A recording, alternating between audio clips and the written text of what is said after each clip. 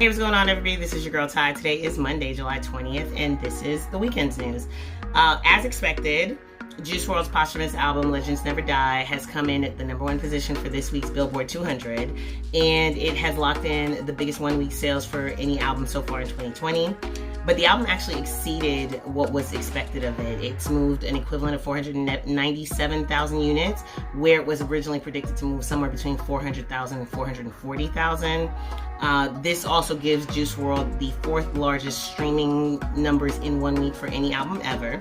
Now, the bulk of that 497,000 breaks down as 209,000 actual album sales, 3,000 in individual track purchases and downloads, so 10 tracks downloaded or purchased is equivalent to one album, so they got about 3,000 that way, and then 283 album equivalents, 283,000 album equivalents in streams, which is actually 422.63 million on-demand streams of the songs from that project, Legends Never Die.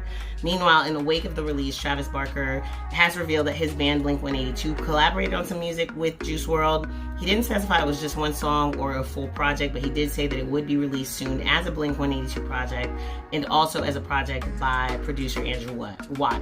Again, not sure if this is more than one song in a full project, or if this is one song that will be included on projects by those two entities, so we'll keep you posted on that. Snoop Dogg just launched a new mobile app called Snoop Dogg's Rap Empire, and it's like a Sims type Animal Crossing situation where you play as a down on his luck rapper who is about to quit the rap game until he has a chance encounter with Snoop. So the main character is encouraged to record music, upgrade the studio, etc. But then he also works with Snoop to invest in real estate and find other ways to make money outside of the music business.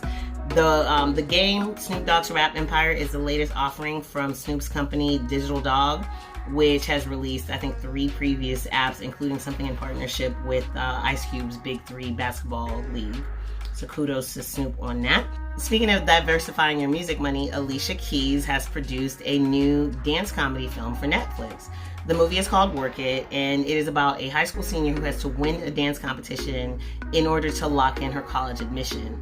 The problem is she doesn't know how to dance, and so she has to put together this group of dancers to go against the best dance squad at her school. So it's basically Perfect Pitch, but make it dance. And that's going to be out on Netflix on August 7th. Ava Duvernay is stepping into the reality TV world, kinda, sorta, not the way that you're thinking, but she's launching a new project with NBC called Home Sweet Home, which basically takes the wife swap concept up a notch. So rather than to switch out one member of each family, this new show will take families from quote-unquote different walks of life and put them through a full immersion social experiment in which they swap their whole lives and houses for a week. The goal is to let them walk a mile in each other's shoes and challenge racial, religious, economic, geographic, gender, and identity assumptions. No word as to when that will actually begin airing, but I can't imagine that if they hadn't already filmed whatever, I mean, they're just announcing it, so I don't think that they've started filming on it yet. So we're probably not seeing that at least till next year. And here is your obligatory Nick Cannon update. Nick was set to launch a syndicated talk show this fall, like a Nick Cannon talk show, and it was set to air in 90% of the country, including 20 of the biggest markets. It had been picked up by most Fox-owned stations, a few CBS stations, as well as some local stations that get to kind of pick their own programming. And now that's been pushed back to fall 2021 to give him time to continue his healing process. And lastly, I'm not sure if I'm the only one who was watching Rosario Dawson's USA show, Briar Patch. Like, it was a really good story, but it was kind of confusing, kind of hard to get into. It's also created by the same person who created Mr. Robot, so there's that.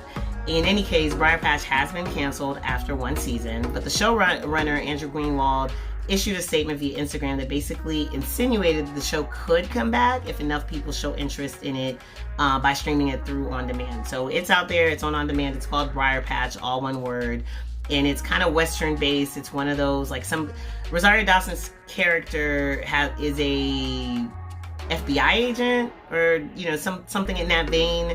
She has a sister who passes away, so she goes back to her hometown to try to figure out what happened to her sister, but she hasn't been home in years and years.